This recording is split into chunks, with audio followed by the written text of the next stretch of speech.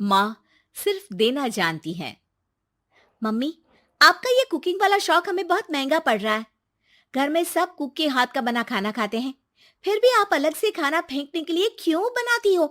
पता भी है कि इस तरह कितना पैसा खर्च होता है। अरे पर बहू, मैं तो सब रोहित के पसंद का खाना बनाती हूँ। मम्मी, वो सब मुझे बचपन में पसंद था। अब इतना तेल खिलाकर बीमार करोगी क्या? वैसे भी मैं पूरा समय कभी क्लाइंट तो कभी बॉस के साथ मीटिंग में रहता हूँ, इसलिए आप अपनी बर्बादी को मेरा नाम तो मत ही दीजिएगा।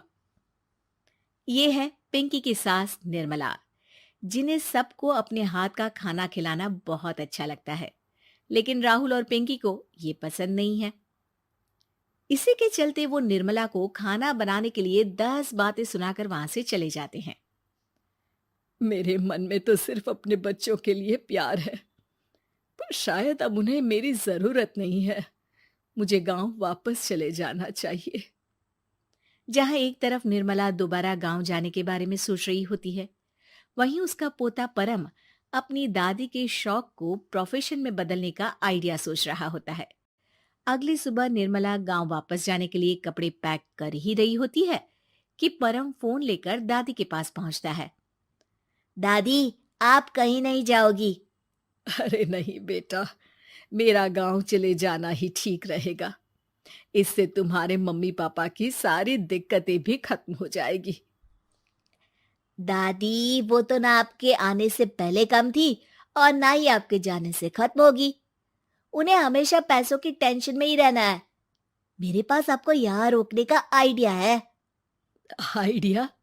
मतलब, मैं कुछ समझी नहीं। इस पर परम अपनी दादी को YouTube खोलकर उसके बारे में सब कुछ बताता है, जिसे सुन दादी कंफ्यूज हो जाती है। अरे बच्चे, तूने इस बुढ़िया के बारे में इतना सोचा, वही बहुत बड़ी बात है। देख, मुझे ये सब समझ में नहीं आता। तू मुझे जाने दे बेटा। अरे दादी, इसमें कुछ मुश्किल नहीं है। मैं हूं ना हेल्प के लिए। आप बस खाना बनाओ, और पता है, YouTube की मदद से आप अपनी स्पेशल रेसिपी लोगों को सिखा भी सकती हो। अच्छा, ऐसा भी हो सकता है?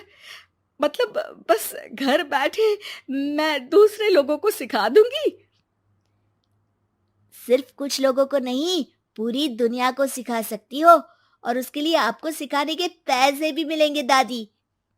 इस पर बहुत देर तक दादी को YouTube के बारे में समझाकर आखिर में परम उन्हें कन्विंस कर ही लेता है, जिसके बाद वो गांव जाने का प्लान कैंसिल कर YouTube चैनल शुरू कर देती हैं।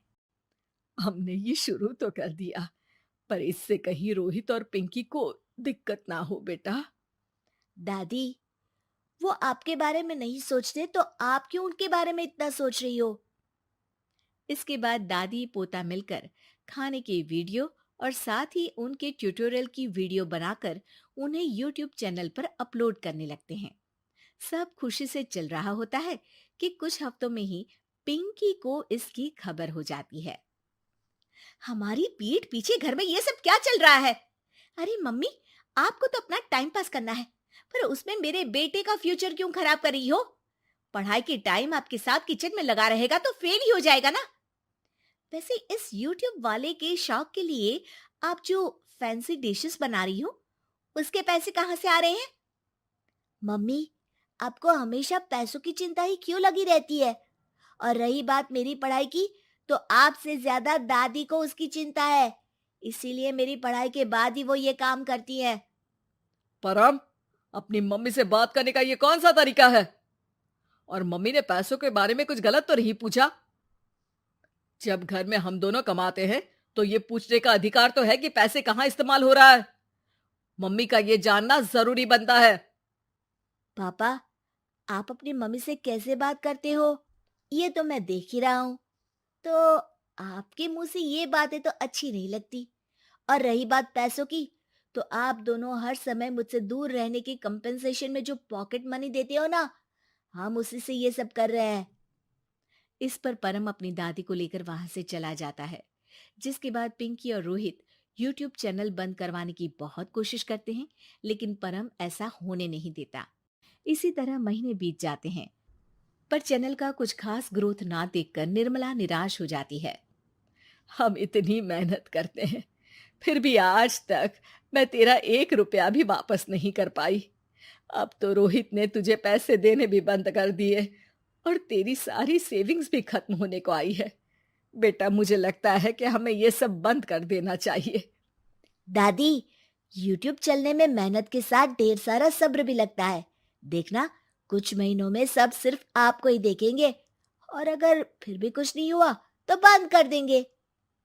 परम की बात से दादी मान जाती हैं और वो अपना काम जारी रखते हैं।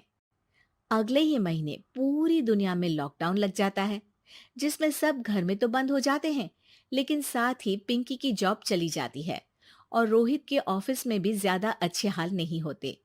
लेकिन वहीं लॉकडाउन के असर में निर्मला के सब्सक्राइबर्स और व्यूज बढ़ने लगते हैं। देखा दादी, मैंने कहा था ना, एक दिन सब आपको ही देखेंगे। अब तो आप बस रोज एक वीडियो अपलोड करो और जादू देखो। इसी के साथ लॉकडाउन के कुछ ही महीनों में निर्मला खाने वाली दादी के नाम से सारे सोशल मीडिया पर फेमस हो जाती है, जिस वजह से अब उन्हें यूट्यूब के पैसों के साथ पेड एडवर्टीजमेंट और पेड प्रमोशन भी मिलने लगते हैं। उन्हीं पैसों की मदद से निर्मला अब बेटे बहू की नौकरी ना होने पर घर का खर्चा भी चलाने लगती हैं, जिसे देख रोहित और पिंकी को भी अपनी गलती का एहसास होता है और वो सब मिलकर निर्मला को सपोर्ट करने लगते हैं।